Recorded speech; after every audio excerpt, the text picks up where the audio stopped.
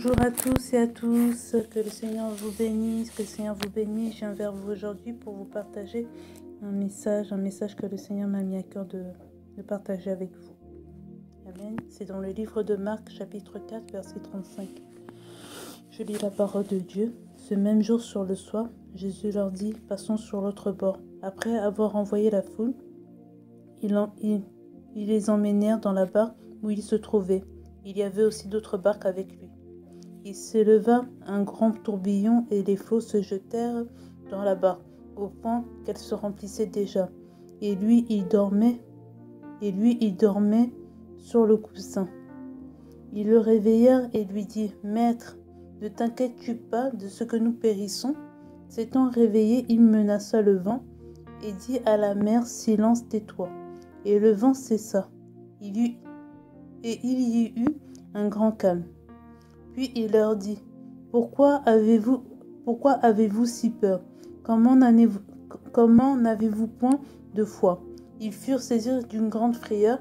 Ils se dirent les uns et les autres, « Quel est donc celui-ci à qui obéissent même le vent et la mer ?» Amen. Amen. Alors dans ce passage-là, justement, on voit que Jésus-Christ lui-même avait dit à ses disciples, « Passons sur l'autre bord. » Passons sur l'autre bord représente beaucoup de choses. Passons de l'autre bord représente justement une nouvelle dimension, une nouvelle saison, une nouvelle mission, quelque chose de nouveau justement que le Seigneur veut faire. Justement, il avait envie de ramener justement ses disciples justement à découvrir quelque chose de nouveau, à justement aller dans un autre pays, à aller expérimenter autre chose, aller dans une autre vie, spirituellement, aller dans une nouvelle dimension, aller expérimenter de nouvelles choses, aller contempler de nouvelles choses, découvrir une autre facette de l'Éternel justement, découvrir justement une autre puissance justement de l'Éternel. Amen. C'est pour ça justement que à la fin justement de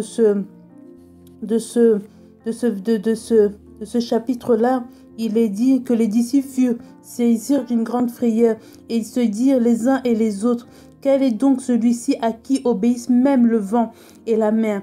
Juste pour vous dire que malgré que les disciples justement marchaient avec le Christ, il y avait justement des choses, que justement les disciples justement n'avaient pas encore découvert de leur maître, le Seigneur Jésus-Christ.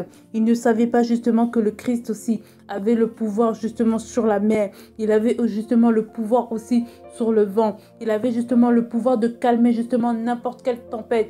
Tout comme justement en cette période de pandémie, le Seigneur Jésus-Christ est capable de calmer cette pandémie. Il est capable justement de guérir les malades.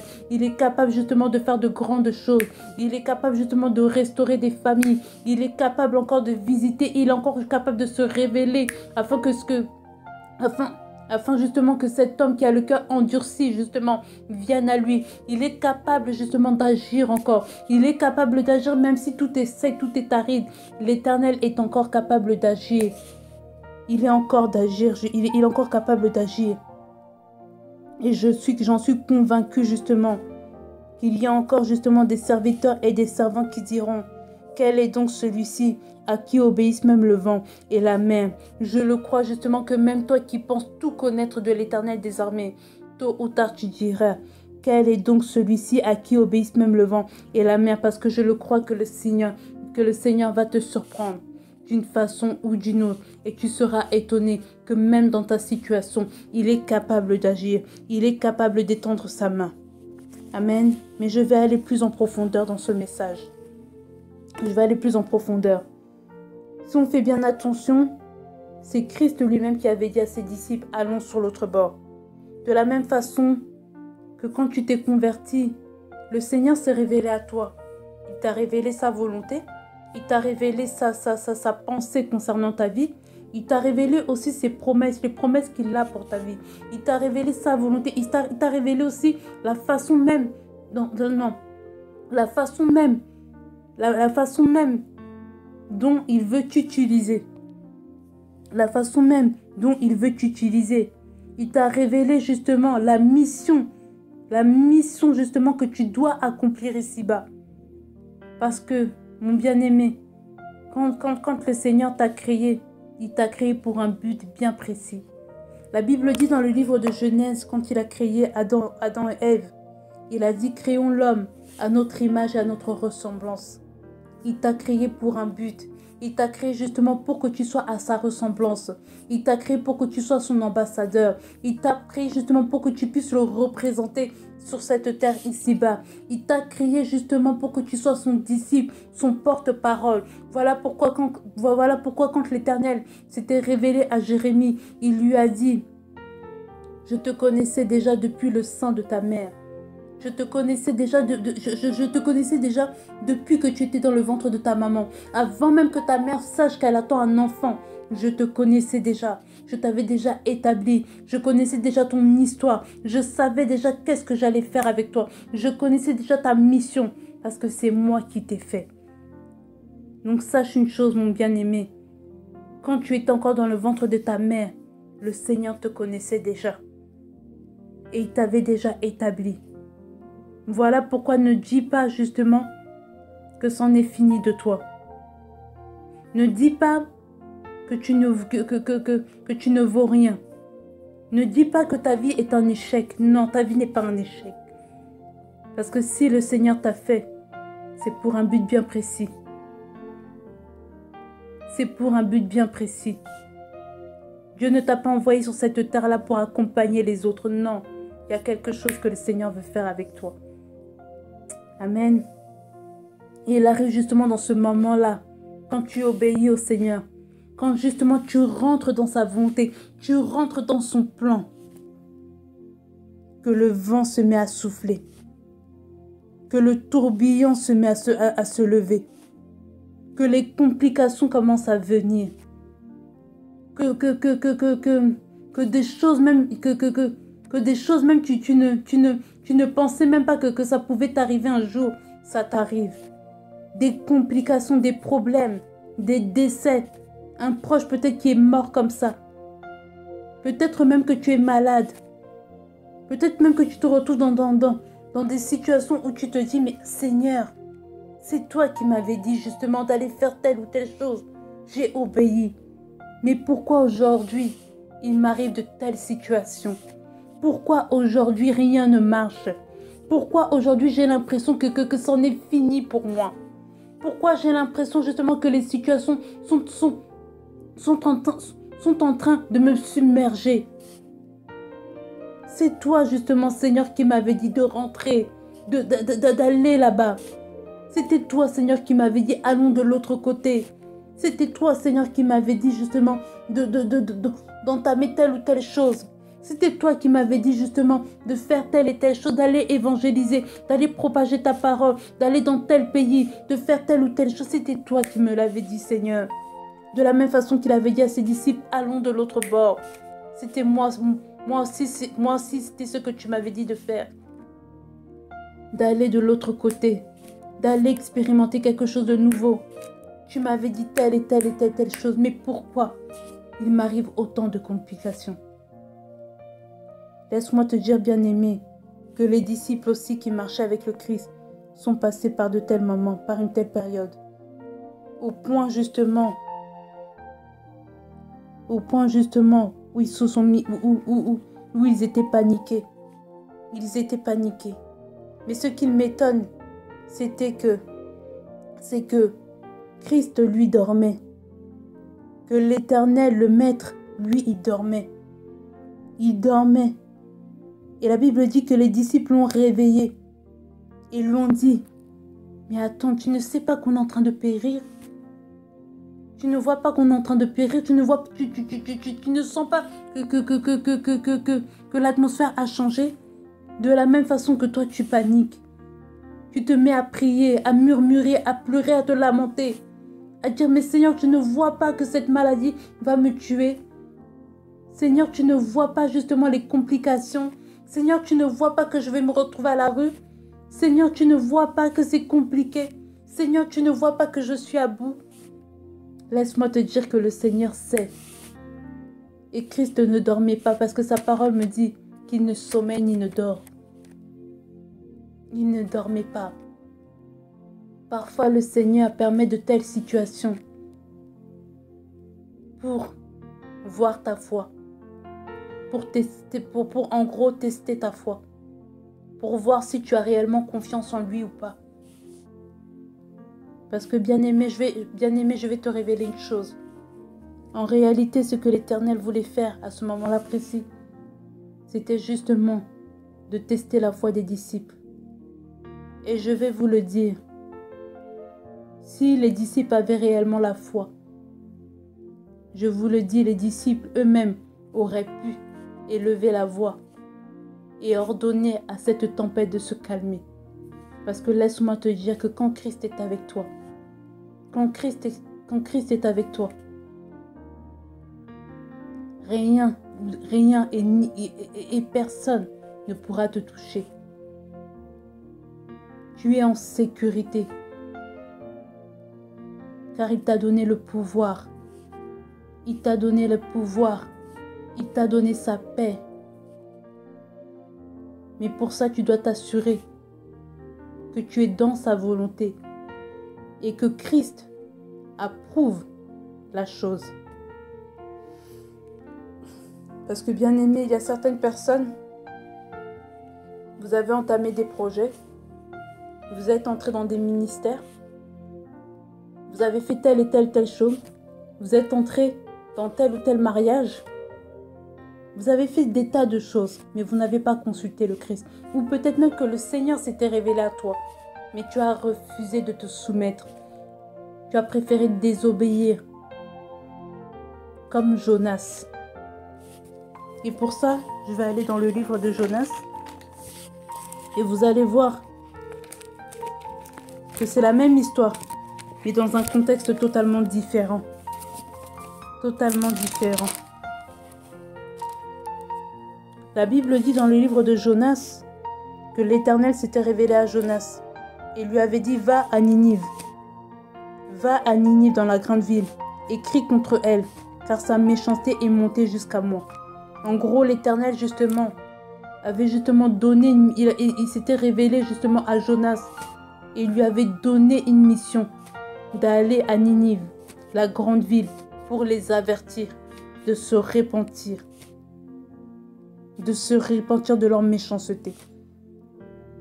De la même façon que Christ s'était révélé, c'est de la même façon que Christ avait dit à ses disciples, allons de l'autre côté. C'est de la même façon que le Seigneur s'était révélé à Jonas et lui avait dit, va à Ninive. Vas-y. Je te donne cette mission d'aller à Ninive pour aller les avertir. Mais cette fois-ci, c'est un tout autre contexte. Jonas a préféré désobéir. Au lieu d'aller à Ninive, il a préféré prendre une autre route. Il se trouve justement dans cette route, dans cette traversée. C'est la même chose. La mer s'est levée. La tempête s'est levée. Les situations l'ont submergé. Les complications sont arrivées. Sauf que là, dans ce contexte-là, Jonas s'était retrouvé avec d'autres personnes qui priaient d'autres dieux. Parce que si vous prenez le temps de méditer l'histoire de Jonas, il y a un verset où ses compagnons se disent entre eux que chacun invoque son Dieu. Et justement, il y a l'un de ses compagnons qui se rend compte que Jonas, justement, n'est pas là, mais qu'il est parti se coucher. Et il y a l'un de ses compagnons qui va vers Jonas et qui lui dit « Mais prie, invoque ton Dieu !» Et Jonas, justement, lui dit « Non, je suis moi-même la cause de toutes ces situations. » Et justement, ce compagnon-là lui dit « Comment ça ?» Et Jonas lui explique que ces situations sont là parce que j'ai désobéi. Le vent s'est levé, la tempête s'est levée, les problèmes sont arrivés, les complications sont là. Parce que j'ai désobéi, c'est ma désobéissance qui a engendré toutes ces choses. Bien-aimé, quand le Seigneur s'est révélé à toi et qu'il t'a révélé sa volonté concernant ta vie, Quand le Seigneur t'a dit « allons de l'autre côté » et que tu as accepté de monter dans la barque, tu as accepté de te soumettre, tu as accepté d'entrer dans son plan parfait, dans son plan divin. J'ai une question à te poser. Avec quoi es-tu entré? Avec quoi es-tu entré? Avec ton incrédulité? Avec la désobéissance? Avec la haine, la rancune, la colère? Avec des blessures intérieures? Avec quoi es-tu monté? Jonas était monté avec la désobéissance. Les disciples, eux, sont montés avec l'incrédulité. Et si vous faites bien attention, quand on lit justement ces deux histoires, entre guillemets, il est question de tempête. De tempête. Et on nous dit que le vent se leva. En gros, on veut nous dire que l'attitude de Jonas et l'attitude des disciples a engendré justement toutes ces situations. Peut-être que tu traverses une situation compliquée. Tu te dis que peut-être que c'est le diable. Tu te dis peut-être que c'est telle ou telle personne. Tu te dis, tu rejettes même la faute sur Dieu. Mais aujourd'hui, j'ai besoin que tu te poses une question. Est-ce que la cause, ce n'est pas toi? Est-ce que la cause, ce n'est pas toi?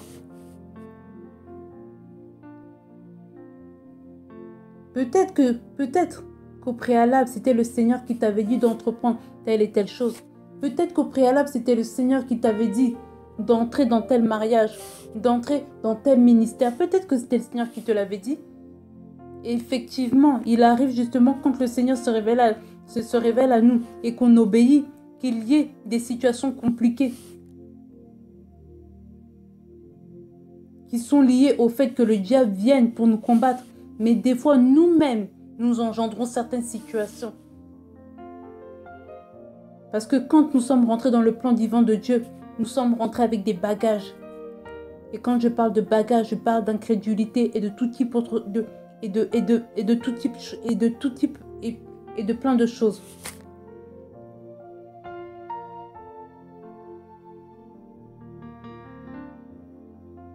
Aujourd'hui, mon frère, ma soeur, le Seigneur te dit, voyage léger. Tu es encore en vie. Le Seigneur renouvelle sa bonté chaque matin. Quand il t'a créé, c'était pour une mission bien précise. Et cette mission, il veut justement que tu l'achèves parfaitement. Mais pour ça, il a besoin que tu puisses te décharger. Et pour ça, je vais aller dans le livre de Jonas. J'aime beaucoup ce que son compagnon lui dit. Car la mer était de plus en plus orageuse. Il leur répondit, prenez-moi et jetez-moi dans la mer, et la mer se calmera envers vous, car je sais que c'est moi qui attire sur vous cette grande tempête. Là, c'est Jonas qui parle. Jonas dit, prenez-moi et jetez-moi. Jetez ma désobéissance, et vous verrez que le calme va venir. Aujourd'hui, le Seigneur te dit, décharge-toi. Décharge-toi. Débarrasse-toi. Enlève, rejette, renonce à toutes ces choses qui ne l'honorent pas, qui ne le glorifient pas. Abandonne l'incrédulité. Abandonne la désobéissance. Abandonne la haine, la rancune. Le Seigneur veut que tu aies la paix. Il veut que tu aies la paix. Mais pour ça, tu dois le laisser agir. Tu dois le laisser agir. De quelle façon? C'est en délaissant toutes ces choses. Quand on lit l'histoire de Jonas, quand ses compagnons l'ont pris et l'ont jeté par-dessus bord, il y a eu un calme. Il y a eu un calme, de la même façon qu'on peut le voir avec les disciples. Le vent cessa. Le vent cessa, il y a eu un calme. Et Christ même reprend ses disciples et justement, il leur dit, Pourquoi vous avez eu peur? Pourquoi vous avez manqué de foi? Et c'est ce que le Seigneur te dit.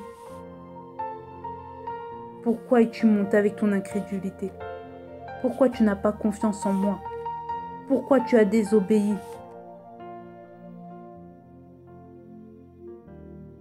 Amen. Amen. Et pour finir ce message-là, quand tu prends justement la décision de te décharger de toutes ces choses, tu expérimentes quelque chose de puissant. Tu expérimentes une nouvelle facette de l'Éternel. Tu découvres de nouvelles choses. Parce que quand on lit le verset 41 dans le livre de Marc, chapitre 4, verset 41, ils furent saisis d'une grande frayeur et ils se dirent les uns et les autres, quel est donc celui-ci à qui obéit même le vent et la mer? Bien-aimé, quand tu arrêteras de t'agiter, quand tu vas accepter de te décharger totalement, tu verras et tu vas expérimenter de nouvelles choses. Tu verras qu'en réalité, le Seigneur ne t'a pas abandonné. Qu'il attendait juste que tu aies la foi. Juste que tu puisses lui obéir. Juste que tu puisses te débarrasser de toutes ces choses qui t'alourdissent. Amen. Là où tu es, si tu me le permets, je vais prier pour toi. Je vais prier pour toi. Père éternel, désormais Dieu, je prie pour mon frère, pour ma sœur. Je prie, Seigneur Dieu, pour que tu mettes la paix dans les cœurs, la paix dans les familles, que tu puisses restaurer, Père éternel. Que celui, Papa, qui a pris conscience, qu'il était incrédule, qu'il a pris conscience qu'il a pris peut-être une route qu'il ne fallait pas, peut-être que tu ne lui as jamais demandé d'entreprendre telle et telle chose. Peut-être qu'il a agi en réalité avec désobéissance. Et peut-être que là, il s'en rend compte. Seigneur, je te prie de restaurer. Et de nous aider.